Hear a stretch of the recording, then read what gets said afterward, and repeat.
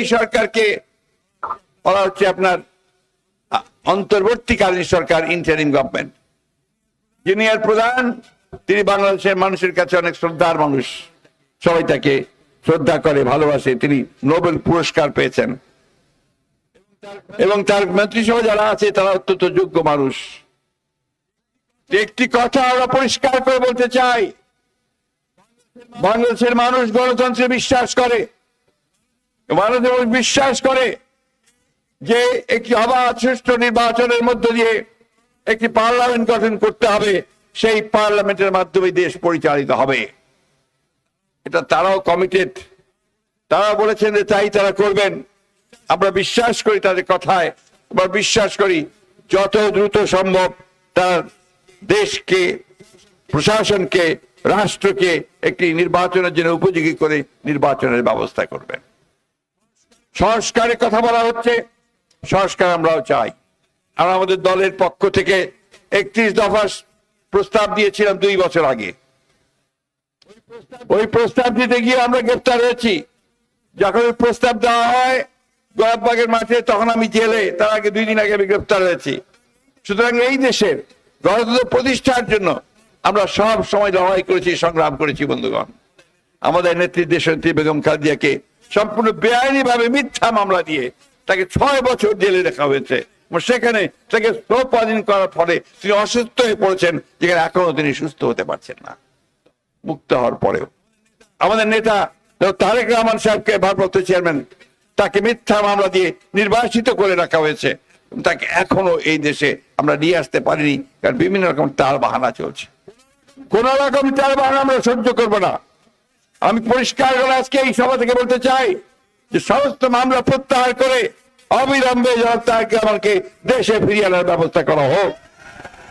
একই সঙ্গে যত মামলা আছে এই সরকার, আওয়ামী লীগ সরকার আমলে করা হয়েছে, আমাদের ছাত্র দল, যুব দল, স্বেচ্ছাসেবক দল সহ, মূল দল সহ সমস্ত মামলাকে অবিলম্বে প্রত্যাহার করতে হবে।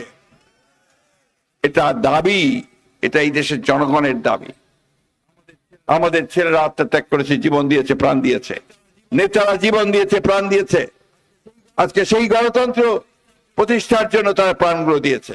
সুতরাং তাদেরকে সম্মান দেখিয়ে এবং যাদের বিরুদ্ধে মিথ্যা মামলা হয়েছে সেই মামলাগুলোকে প্রত্যাহার করে দেশে গণতন্ত্রকে প্রতিষ্ঠা করবার, একটা সুষ্ঠু আবার নির্বাচন করবার একটা পরিবেশ সৃষ্টি করতে হবে।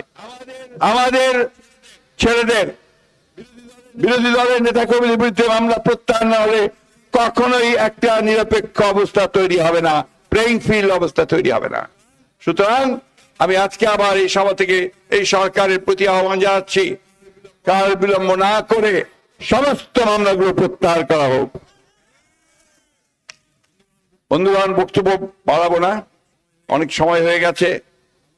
আমাদের নেতা তারেক রহমান সাহেব আপনার বক্তব্যে বিভিন্ন সময় বলেছেন যে আমরা একটা নতুন বাংলাদেশ তৈরি করতে চাই। অনেক হয়েছে, আমরা এই 5 বছর পর পর আপনার নির্বাচনের জন্য মারামারি করতে হয়, কাটাকাটি করতে হয়। কারণ আওয়ামী লীগ ওই যে তত্ত্বাবধায়ক সরকারের বিধানটা তুলে নিয়ে গিয়েছিল, বাতিল করে দিয়েছিল, তার দলীয় সরকারের অধীনে নির্বাচনের ব্যবস্থা করেছিল, সেই জন্য যত রকম সমস্যার সৃষ্টি হয়েছিল। আজকে সেই ব্যবস্থাকে আমরা ফিরে চাই স্থায়ীভাবে। এটা আলোচনা করা যেতে পারে, কিভাবে করা যেতে পারে, হতে পারে।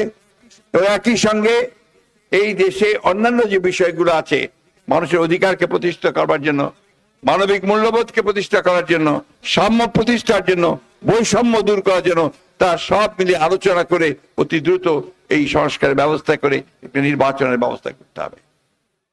আমরা বারবার বলেছি যে একটা যৌক্তিক সময় আমরা অবশ্যই দেব।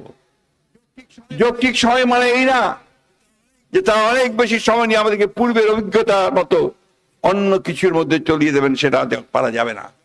যত দ্রুত নির্বাচন করা যাবে ততই দেশের জন্য মঙ্গল হবে। যত দ্রুত নির্বাচিত সরকারকে আনা যাবে ততই দেশের জন্য কল্যাণকর হবে। সুতরাং আমরা মনে করি অতি দ্রুত সংস্কারগুলোকে সম্পন্ন করে একটা নির্বাচনের ব্যবস্থা তৈরি করে একটা নির্বাচিত পার্লামেন্টের হাতে, জনগণের হাতে ক্ষমতা হস্তান্তর করতে হবে। আমি আজকে আপনাদের সবার মধ্যে দিয়ে ব্রিগেডিয়ার জেনারেল হান্নান সাহেব রুহের মাগফিরাত কামনা করেছি। শ্রদ্ধা জানিয়েছি। সেই সঙ্গে শ্রদ্ধা জানাই এই গণতান্ত্রিক যুদ্ধে, এই সংগ্রামে যত ভাই বোন আমার শহীদ হয়েছে তাদের সকলের প্রতি আমার গভীর শ্রদ্ধা জানাচ্ছি। বিগত এই জুলাই ম্যাসাকারে, অগাস্টে যারা শহীদ হয়েছেন তাদের প্রতি আমার শ্রদ্ধা জানাচ্ছি।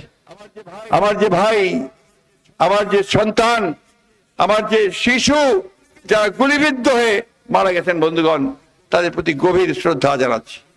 আমরা আর সেই অবস্থা ফিরে দেখতে চাই না। আমরা মার সন্তানকে হারাক সেটা দেখতে চাই না। আমরা দেখতে চাই না পিতা তার পুত্রকে হারাক। আমরা সত্যিকার শান্তিময় বাংলাদেশ দেখতে চাই, একটা বৈষম্যহীন বাংলাদেশ দেখতে চাই, সত্যিকার একটা সমৃদ্ধ বাংলাদেশ দেখতে চাই। আমরা আমাদের ছেলেদের জন্য চাকরির ব্যবস্থা করতে চাই। আমরা আমাদের মানুষের জন্য কল্যাণকর একটা রাষ্ট্র নির্মাণ করতে চাই। আসুন আমরা সেই লক্ষ্যে এগিয়ে যাই এবং আমাদের নেতা হান্নান শাহের যে লক্ষ্য ছিল, ইচ্ছা ছিল, যে আদর্শ ছিল, সেটাকে সামনে নিয়ে সেটাকে বাস্তবায়িত করার জন্য আমরা সবাই গণতন্ত্রকে প্রতিষ্ঠা করবার জন্য আমরা সজাগ থাকি, সতর্ক থাকি এবং প্রয়োজনে আবারও রাজপথে নেমে আসবো আমরা গণতন্ত্রকে প্রতিষ্ঠা করবার জন্য। এই কথা বলে আপনাদের সকলকে ধন্যবাদ জানিয়ে আজকে বক্তব্য শেষ করছি। একটি কথা, এখানে হান্নান সাহেবের যোগ্য ছেলে